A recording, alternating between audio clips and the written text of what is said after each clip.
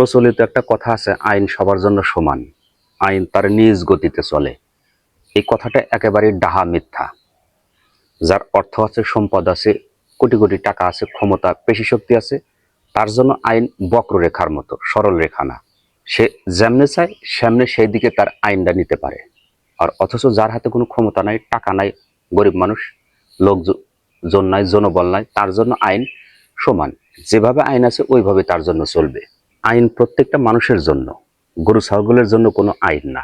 দেশে কিছু কিছু আইন আছে যে আইনগুলা দেখলে মানুষের এমনি একটা হাসি পায়, বিদ্রুপ প্রতিক্রিয়া ব্যক্ত করে। যেখানে দিনের বেলা একটা মানুষ প্রকাশ্যে মানুষকে হত্যা করে 2-4 মাস জেল খেটে সে প্রকাশ্যে আবার ঘুরে বেড়ায়, অথচ কথা ছিল মৃত্যুর বদলা মৃত্যু। অথচ সেই মানুষটা 2-4-6 মাস ঘুরে 15 বছর 20 বছর পর সে একটা রায় হয়, তার 15 বছর বা 20 বছর একটা জেল হবে। অলরেডি সে বাহিরে 20 বছর সে পার করে দিছে। সেক্ষেত্রে আইন কোনো তার নিজ গতিতে চলে না। অথচ একটা অনার্স ফার্স্ট ইয়ারে ফাইনাল পরীক্ষার্থী, একটা ছাত্রী বাড়ির থেকে বের হয়েছে কম পক্ষে 1 ঘন্টা আগে, 1.5 ঘন্টা আগে। প্রত্যেক ছাত্ররই জানা আছে কেন্দ্রে পৌঁছাতে হলে কমসে কম 1 ঘন্টা আগে বের হতে হবে, অন্তত পক্ষে 20 মিনিট 30 মিনিট আগে যেন কেন্দ্রেতে পৌঁছে যায়। এতটুকু সময়, 1 ঘন্টা সময় হাতে নিয়ে সে বের হয়। কিন্তু বাংলাদেশের যোগাযোগ ক্ষেত্র, রাস্তার জ্যাম, রাস্তা খারাপ হওয়ার কারণে হয়তো 2-4-10 মিনিট এদিক সেদিক হতে পারে। আর এই জন্য তার কেন্দ্রের প্রথম গেটটা তালা দেওয়া রাখা হয়েছে। অল্প বয়সে একটা শিক্ষার্থী যদি সে শিক্ষা জীবন থেকে সে ঝরে যায়, এর দায় দায়িত্ব কে নেবে? আইন সবার জন্য সমান যদি এটাই হয়, তাহলে একজন মানুষ মার্ডার করে দিনের বেলা প্রকাশ্যে সে ঘুরে বেড়ায়, তার জন্য আইন কোনো কিছু হয় না। অথচ মাত্র 5 মিনিট বা 10 মিনিট একটা কেন্দ্রে আসতে লেট করছে, কলেজের প্রধান গেট সে তালা মেরে রাখা হয়েছে, কারণ আর নির্দিষ্ট সময়ের বাইরে কাউকে ঢোকানো হবে না। এটা কোন দেশে বসবাস করি রে ভাই? যেখানে জাপানের মতো একটা উন্নতশীল দেশ, একটা ট্রেন একটা যাত্রীকে নেওয়ার জন্য যখন ট্রেন ব্যবস্থা দেখলো, ওই প্ল্যাটফর্ম থেকে কোনো প্রকার কোনো যাত্রী আসে না, অথচ তারা খেয়াল করলো একজন মাত্র ছাত্রী সেই স্টেশনে আসে, প্রতিদিন স্কুলে যায়। জাপান কর্তৃপক্ষ তাকে সেই একজন ছাত্রীকে উদ্দেশ্য করে 15টা বছর সে ট্রেনটা চালু রাখছে। কারণ জাপান জানে একজন শিক্ষিত মানুষ হলে তা পুরো জাপানের গর্ব, পুরো জাপানের জন্য উন্নত, পুরো জাপানের জন্য সুফল বয়ে আনবে। শুধুমাত্র একজন ছাত্রীকে উদ্দেশ্য করে জাপান ট্রেন ব্যবস্থা 12টা বছর 15টা বছর চালু রাখলো। যখন ওই ছাত্রী পড়ালেখা শেষ করলো, ওই দিনকে থেকে জাপানের ট্রেন ওই স্টেশন থেকে বন্ধ হলো। অথচ আমাদের দেশে মাত্র 10 মিনিট লেট হয়েছে, আর তাই কলেজের প্রধান ফাটক গেট তালা মেরে রাখছে, আর কোনো প্রকার ছাত্রী ঢুকতে দেওয়া হবে না। এত মাথা মোটা, এত বুদ্ধি জাতির কর্ণধার, এই সুচিন্তাগুলো কেমনে আসলো ভাই? যেখানে রাষ্ট্র প্রতিটা মানুষকে খাদ্য, বস্ত্র, অন্ন, বাসস্থান, চিকিৎসা এগুলো কনফার্ম করতে হবে, তারপর আইনের জারি সুশাসন বলবৎ রাখতে হবে।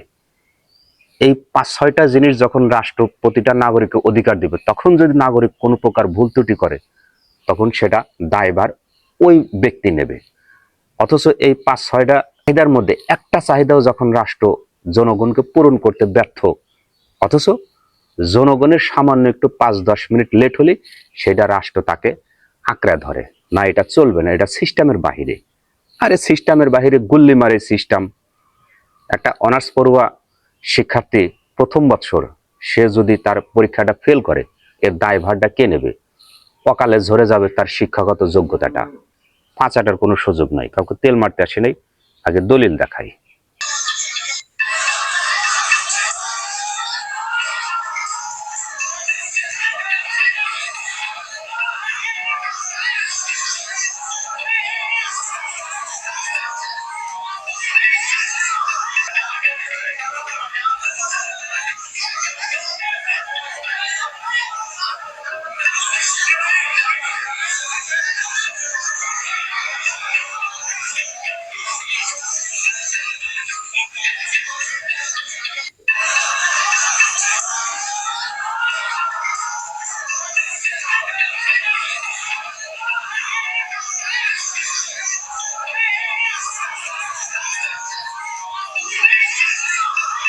কর্তৃপক্ষ এরকম আইনের 7.5 বার গুল্লি মারি।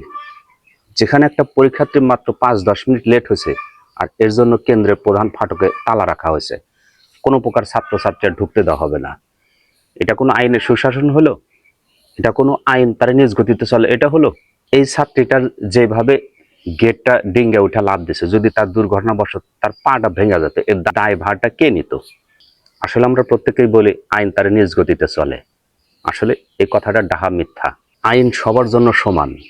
যেখানে একটা জেলখানার ভিতরে একটা সাধারণ কয়েদি যখন যায়, যখন তার অর্থ সম্পদ কোনো কিছু না থাকে, সে একটা গরিব ফকিন্নি হালে মিসকিনের মতো দিন যাপন করে কারাগারের ভিতরে, তাকে তো সুবিধা তো দূরের কথা, সর্বোচ্চ নিম্নমানের সুযোগ সুবিধা যে সে কারাগারে সেইটা ভোগ করে।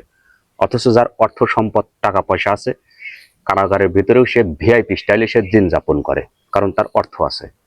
আর এই জন্য আমরা বলি আইন তার নিজ গতিতে চলে। আসলে কথাটা ডাহা মিথ্যা। আইন কখনই তার নিজ গতিতে চলে না। আইন যার পেশি শক্তি ক্ষমতা আছে তার জন্য বক্ররেখার মতো চলে, যার অর্থ নাই সম্পদ নেই তার জন্য নিজ গতিতে চলে।